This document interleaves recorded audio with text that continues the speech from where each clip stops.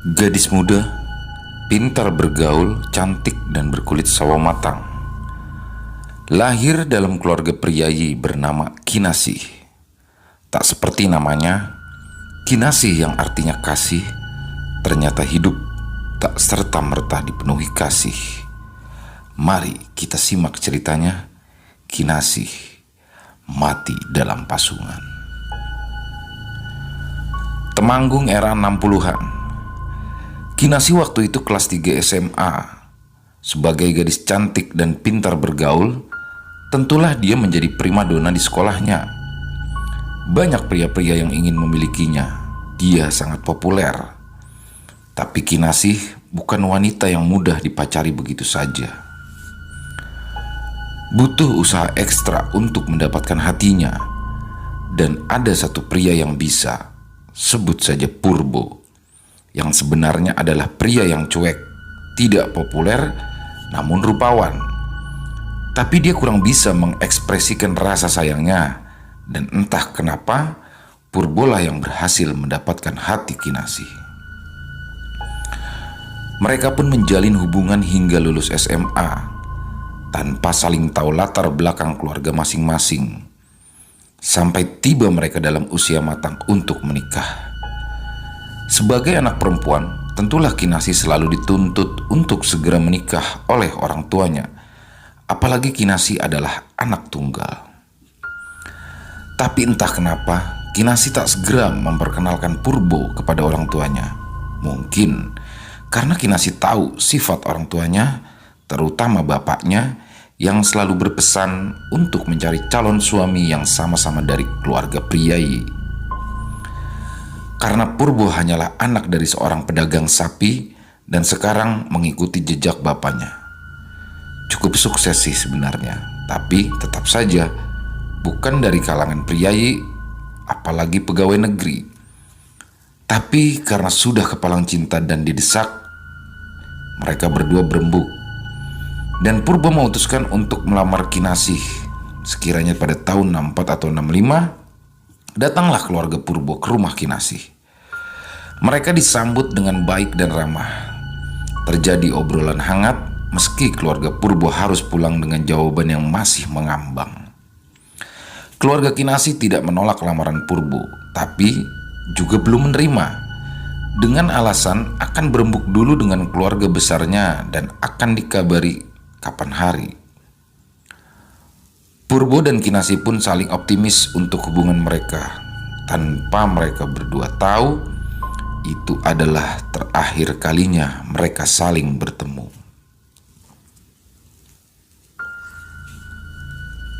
Purbo dan Kinasih pun rajin berkirim surat. Sekira sebulan setelah lamaran itu, Kinasih dikagetkan oleh sebuah keluarga yang datang ke rumah untuk melamarnya.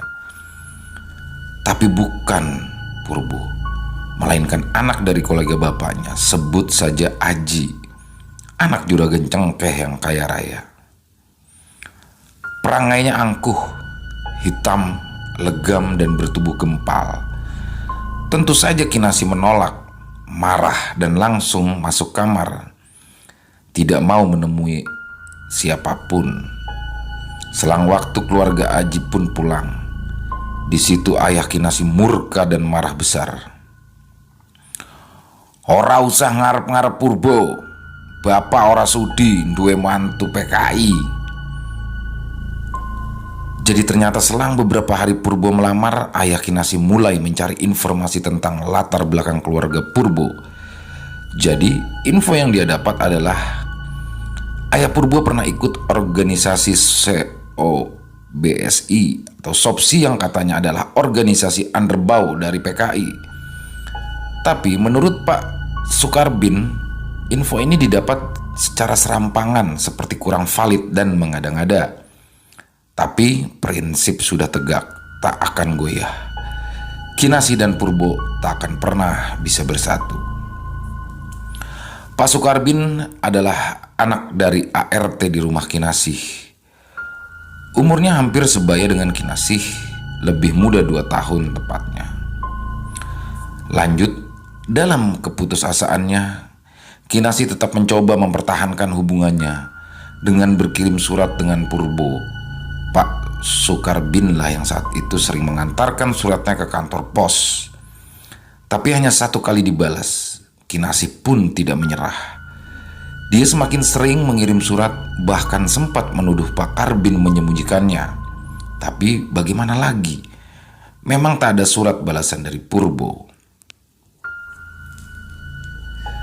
Dan bertahun kemudian, sekiranya tahun 67 atau 68, Kinasih tak banyak berbicara. Ia mengurung diri di kamar, hanya keluar saat makan. Itu pun jika ia benar-benar mau makan. Dia mulai banyak mengigau saat tidur, menangis, berteriak di tengah malam. Kinasih sepertinya mulai depresi. Semakin hari, keadaan Kinasih semakin tidak baik. Dia mulai sering tidur berjalan, bukan berjalan lagi, bahkan berlari sambil menangis. Pernah suatu hari, dia mengigau berlari melompat ke jendela dan wajahnya mendarat ke tanah sampai 2 gigi depannya tanggal. Dia mulai sering mengamuk, mencoba melukai diri sendiri dan orang lain. Ini bukan lagi Kinasih yang dulu, yang lembut, riang. Kinasih sempat beberapa kali dibawa ke rumah sakit jiwa, tapi tidak ada perkembangan yang signifikan. Sebenarnya dokter menyarankan agar Kinasih bisa dirawat di sana, tapi karena ibunya tidak tega, Kinasih dirawat jalan di rumah saja. Kebiasaan tidur berlari Kinasih tidak hilang, bahkan semakin sering. Walau anehnya, dia sesekali sadar dan dia sendiri yang meminta untuk diikat saja satu kakinya. Setelah beberapa bulan dirawat di rumah, Kinasih sudah menunjukkan sedikit perkembangan. Walaupun masih di kamar terus, dia mulai tenang dan mau makan. Tapi selera makannya tak biasa. Setiap jam dia minta makan. Dengan membunyikan lonceng kecil, itu adalah tanda bahwa Kinasih lapar. Sampai bertahun-tahun berlalu, Kinasih menjadi sangat gemuk. Semua aktivitasnya dilakukan di kamar. Dari BAB, kencing, dan mandi hanya berkutat di situ. Bisa untung kalau BAB dia mau di jamban portable yang mana setiap hari akan selalu dibersihkan. Begitulah sekiranya aktivitas Kinasih kini. Gadis muda cantik dan periang yang kini depresi. Saya hanya bisa geleng-geleng kepala melihat sikap bapak, ayah Kinasih. Dia seperti tak terlihat menyesal melihat anak sematawayangnya menjadi seperti itu. Beda dengan ibunya yang selalu terlihat sedih dan sesekali menangisi keadaan Kinasih. Jadi sejak Kinasih depresi, saya dan Simbo, ibu saya, diminta untuk menetap di rumah Kinasih. Kami tinggal di pavilion kecil di belakang rumah yang berseberangan dengan jendela kamar tempat Kinasih. Saya juga disuruh bekerja di gilingan padi milik keluarga Kinasih. Dan sepulang kerja, saya dan Simbo bergantian untuk merawat Kinasih. Karena dari kecil saya dan Kinasih tumbuh bersama, kita sudah seperti keluarga. Saya pun sudah menganggap dia seperti kakak saya sendiri. Walaupun saya anak pembantu dan Kinasih anak majikan, dulu waktu Kinasih masih sehat, kami sering bertukar cerita tentang apapun itu. Tapi sekarang keadaan cukup memprihatinkan. Hari pun berlalu. Mbak Kinasih, begitu saya memanggilnya. Semakin hari semakin kelebihan berat badan. Nafasnya pun mulai terengah-engah. Pak Mantri menyarankan untuk mengurangi jatah makannya. Tapi yang tidak ia tahu, Mbak Kinasih akan marah bila jatah makannya dikurangi. Seperti yang diceritakan, Mbak Kinasih akan membunyikan loncengnya bila ingin makan. Dengan waktu yang acak, entah siang, sore, bahkan tengah malam, suara lonceng itu kini menjadi pertanda kebaikan bagi kami. Bila dalam 1-2 jam tidak ada suara lonceng, kami justru khawatir. dan buru-buru mengintip lewat jendela, dan yang saya lihat hanyalah Mbak Kinasi yang sedang melamun dengan tatapan kosongnya.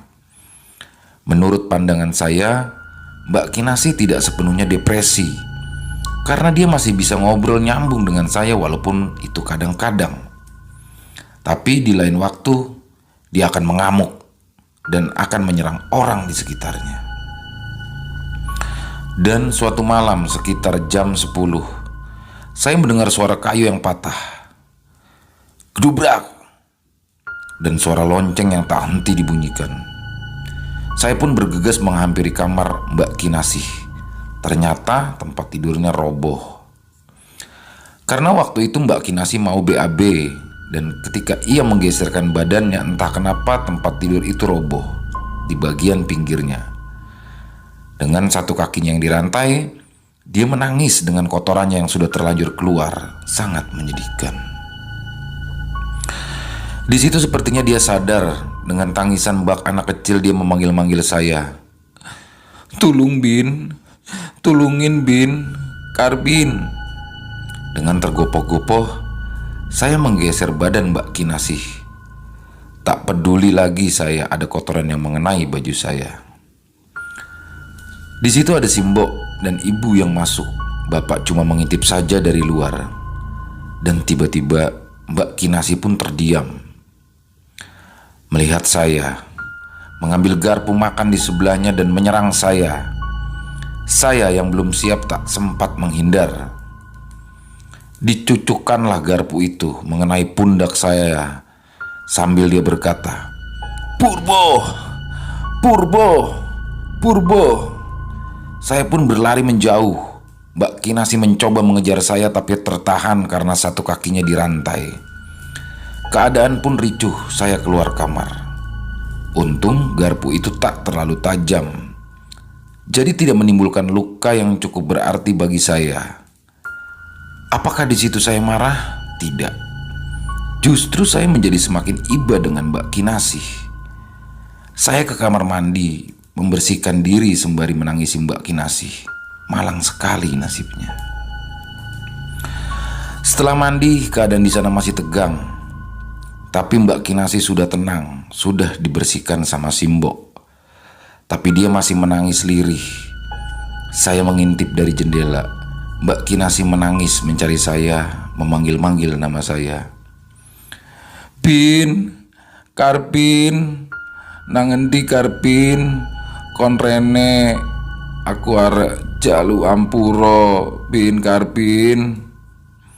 Ini adalah momen yang sangat emosional. Saya pasti akan menangis kalau menceritakannya kembali. Kembali ke cerita. Dari jendela saya menjawab, "Aku ning kene Mbak, di ngapura ya Mbak yumu iki," kata beliau dengan menahan air mata. Saya menjawab, "Rapopo Mbak, aku rapopo." Sejak kejadian itu Mbak Kinasi menjadi lebih tenang dan mulai bisa diajak sedikit berkomunikasi. Pernah saya menyarankan agar rantai yang mengikat kakinya dilepas, tapi Mbak Kinasi tidak mau. Dia tidak mau membahayakan dirinya, apalagi orang lain. Dia selalu mengatakan ada sesuatu yang gelap dalam dirinya, yang bisa saja suatu saat muncul. Hari pun berlalu masih dengan aktivitas yang sama. Mbak Kinasi dengan loncengnya.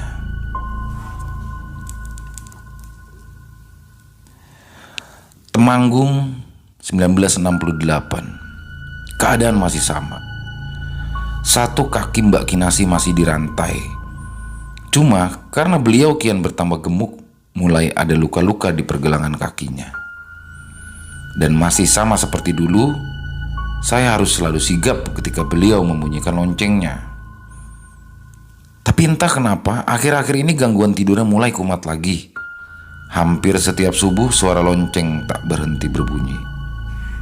Setiap saya hampiri, beliau selalu terlihat tegang dan nafasnya terengah-engah. Lagi-lagi di suatu malam menjelang subuh sekira jam 3, suara lonceng tak henti berbunyi. Dengan setengah kantuk saya bergegas menghampiri.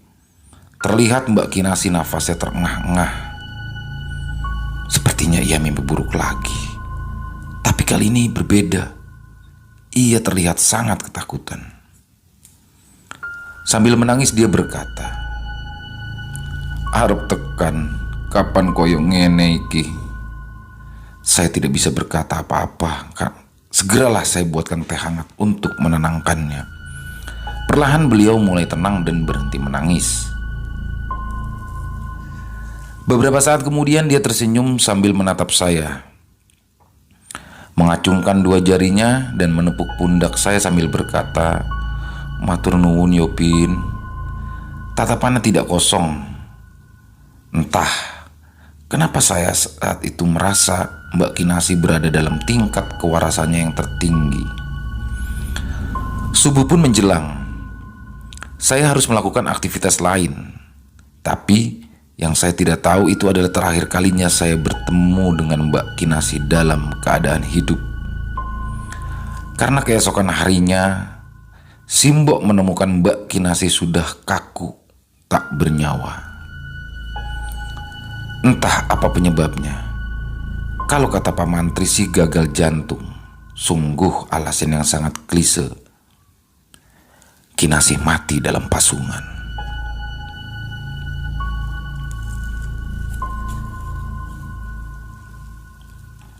Rasanya seperti tidak percaya Mbak Kinasi sudah meninggal.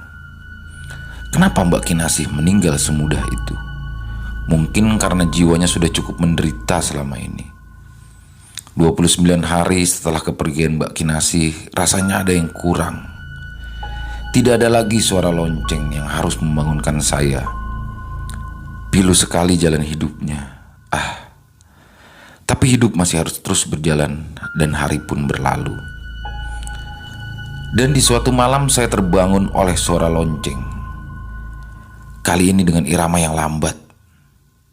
Saya bergegas bangun dan membuka tudung saji di dapur untuk mengambil makanan. Karena tidak ada yang bisa dimakan, saya memutuskan untuk menggoreng telur. Mbak Kinasi ingin makan, batin saya. Sembari suara lonceng itu sesekali berbunyi, ketika saya ingin menyalakan kompor, Simbok pun terbangun dan menghampiri saya. Dia berkata, "Are opo Bin?"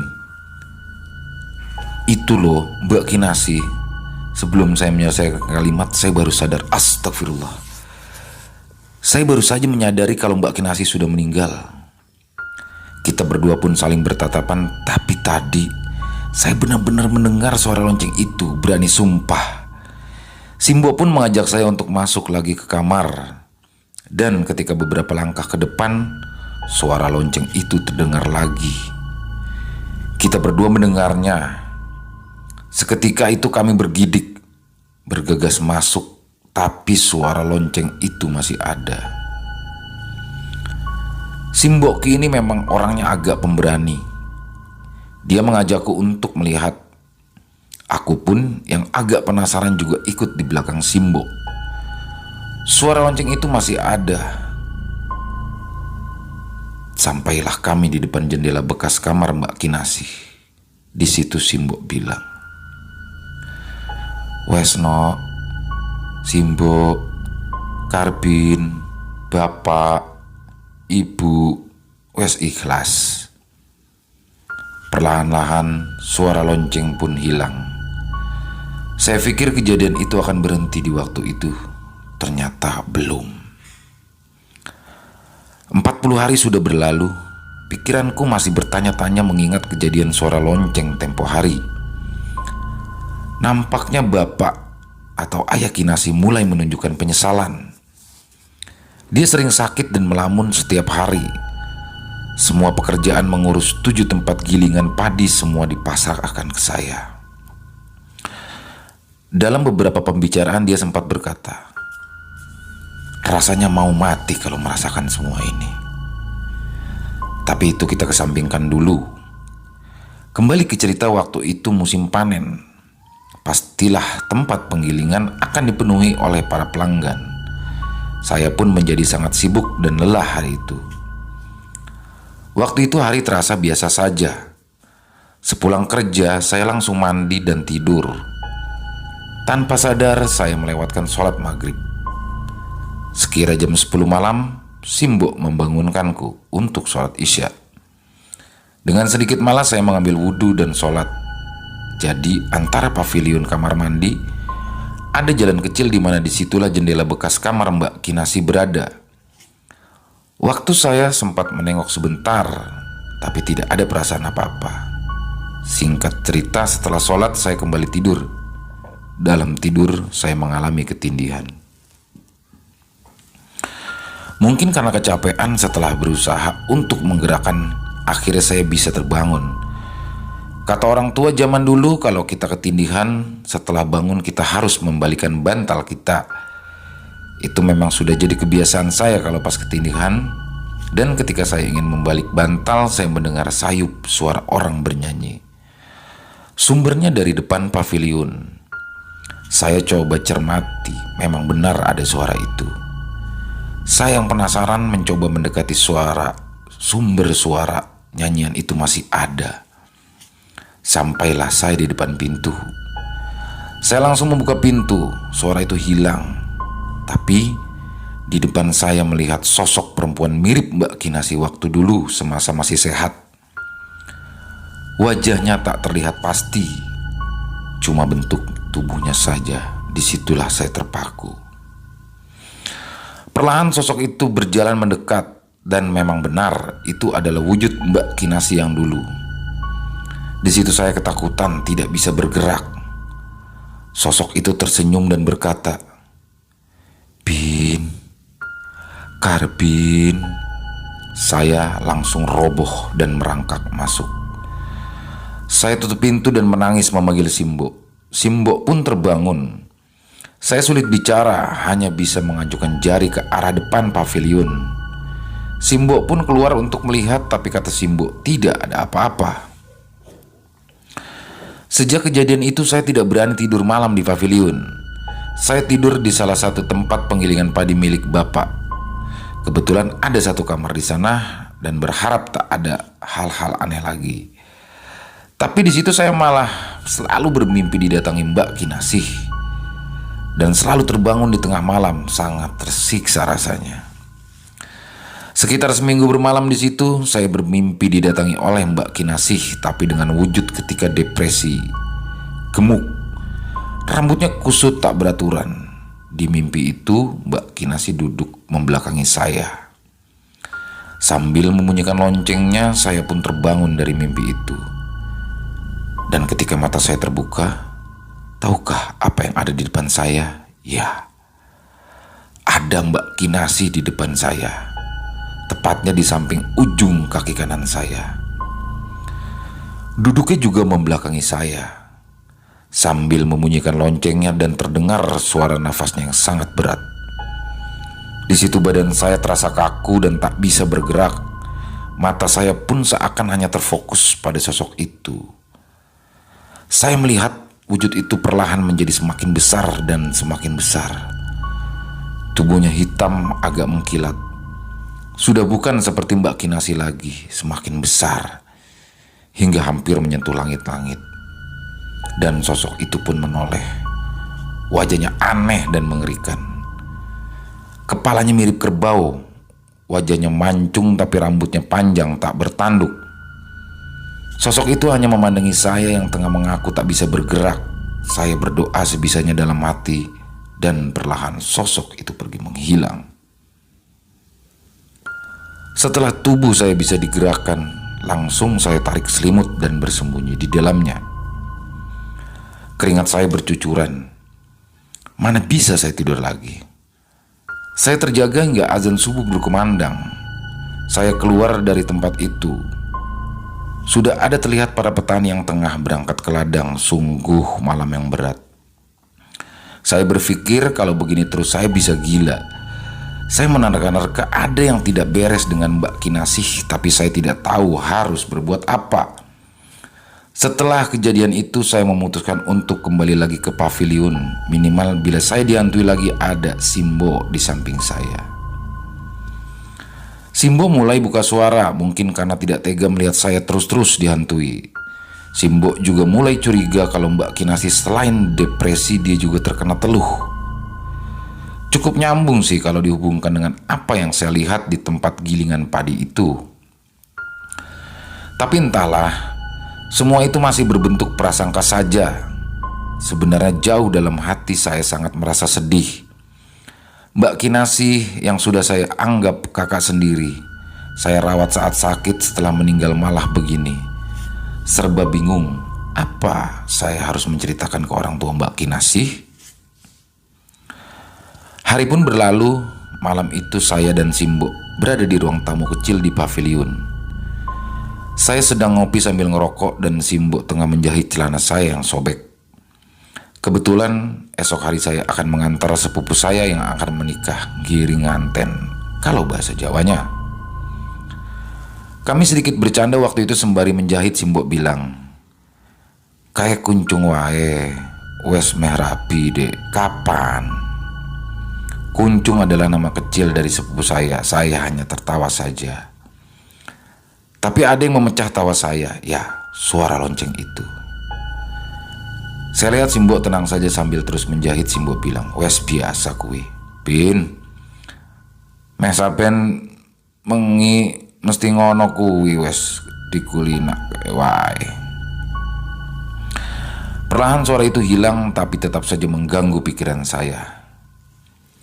Selang di suatu pagi sebelum berangkat kerja, saya disuruh Bapak Juragan untuk membersihkan kamar bekas Mbak Kinasih dulu.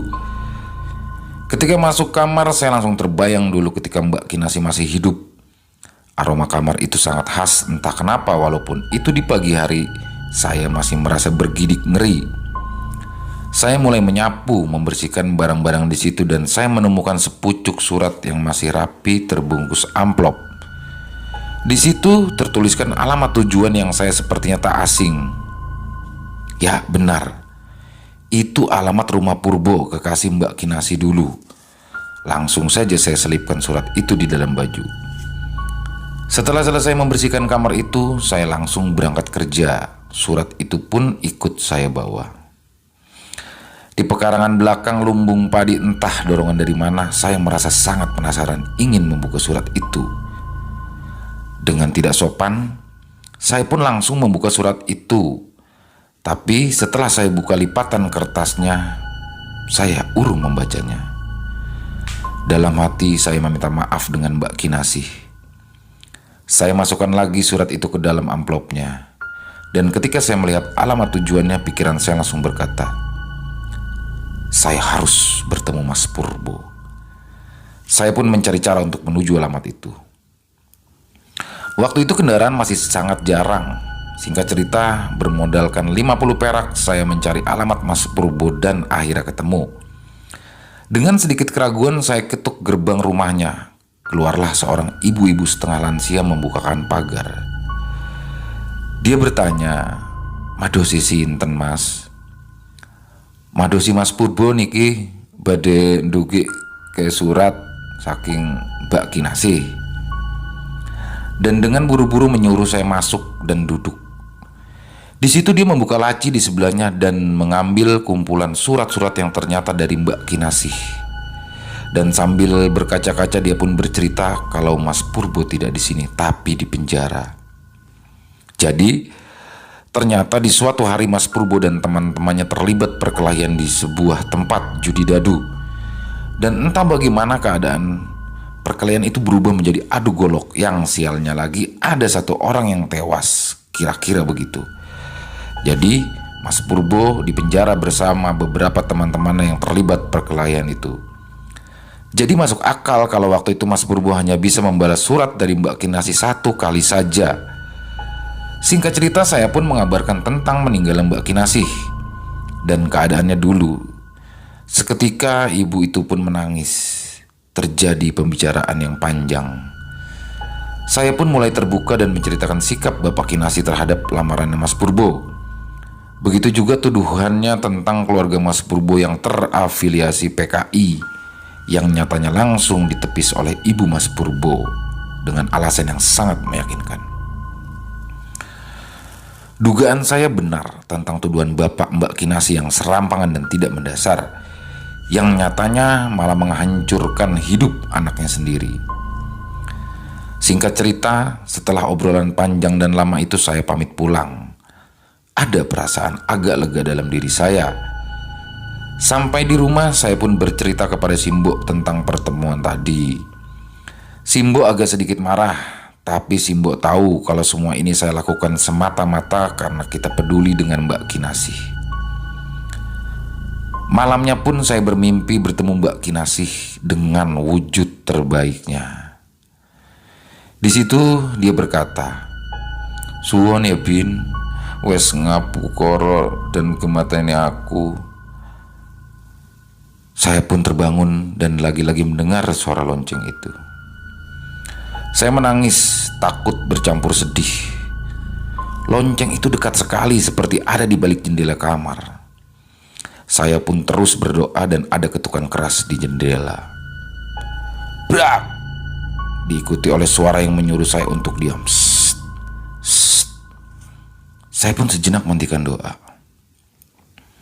Dan terdengar kata-kata yang sangat jelas. Kata itu adalah Aji, Aji, Aji.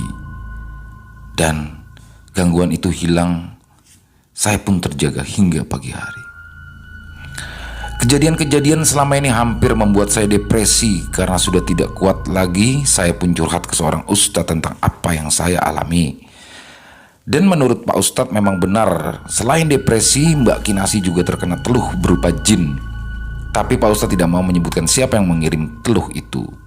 Beliau hanya menyarankan saya untuk membaca surat Yasin 11 kali untuk menetralkan suasana di rumah. Walaupun sebenarnya saya tahu siapa yang mengirim teluh itu, dan menurut saya sih keluarga Aji. Semoga benar. Ingat kan, Aji adalah orang yang pernah melamar Mbak Kinasih namun ditolak. Dikuatkan lagi oleh suara tempo malam, Aji, Aji, Aji. Singkat cerita, setelah saya membacakan surat Yasin 11 kali, suasananya menjadi lebih tenang. Walaupun suara lonceng itu terkadang masih terdengar, tapi saya mulai terbiasa. Bertahun berlalu, awal tahun 1972 Bapak Mbak Kinasih meninggal, dan selang setahun ibunya pulang ke rumah asalnya di Semarang dan memutuskan untuk menjual rumah serta 6 dari 7 tempat penggilingan padi miliknya, yang mana salah satunya diwariskan ke saya. Dan di tahun yang sama saya menikah. Saya memboyong Simbo serta istri dan tinggal tidak jauh dari rumah Mbak Kinasih. Sampai sekarang cerita ini ditulis, rumah itu masih dihuni oleh sebuah keluarga. Dan sampai sekarang pun juga ada banyak kesaksian yang mengatakan suara lonceng itu masih ada terdengar di tengah malam.